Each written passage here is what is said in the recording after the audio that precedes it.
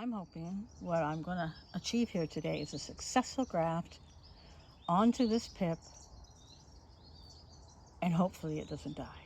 It's a beautiful day out in my squatter's garden, and today I'm going to talk a bit about grafting, and what I'm going to show you here is my seedling avocado tree that I grew from a pip.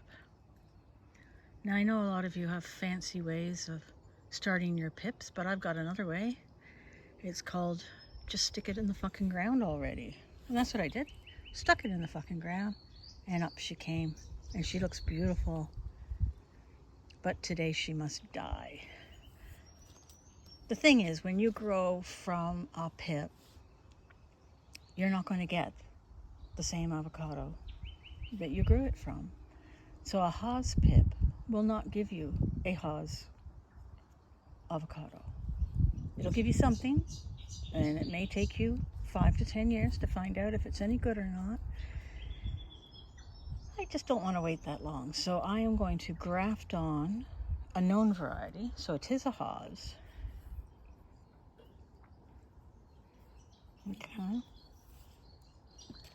I've got a scion from that tree.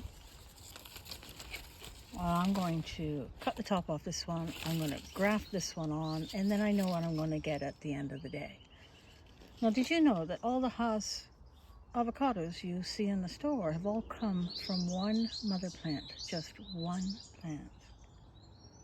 And through grafting, through several growers, that avocado has spread through the world and is really the preferred avocado of most people. Mine too.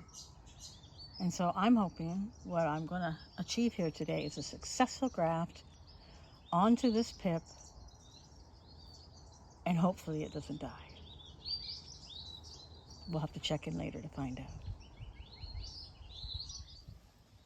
And there we have it. My first avocado graft. Very, very sad to cut her off.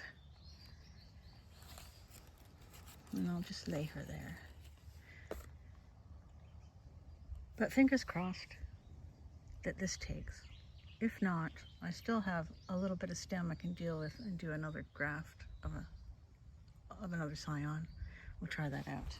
And if you're wondering why all this wire and shade cloth, well, the wire is because the Australian hopping deer will mow that down to nothing if they can get to it.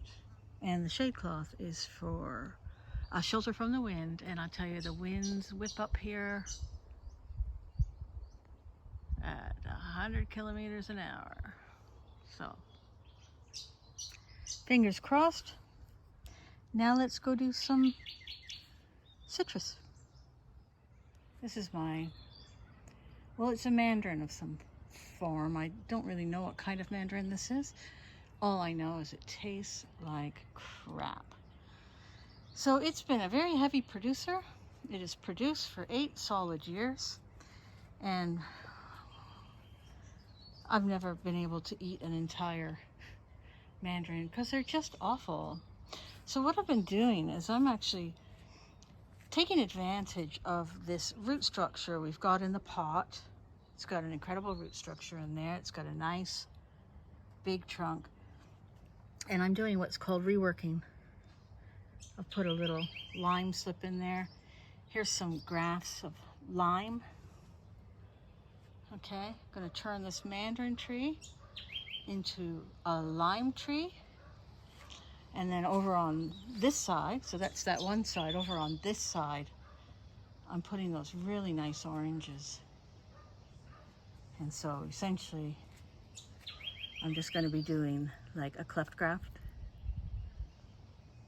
Now I can't do this one-handed, so I can't show you, but I've cut a slot into this branch, and I've whittled this down. This is a scion from that beautiful orange.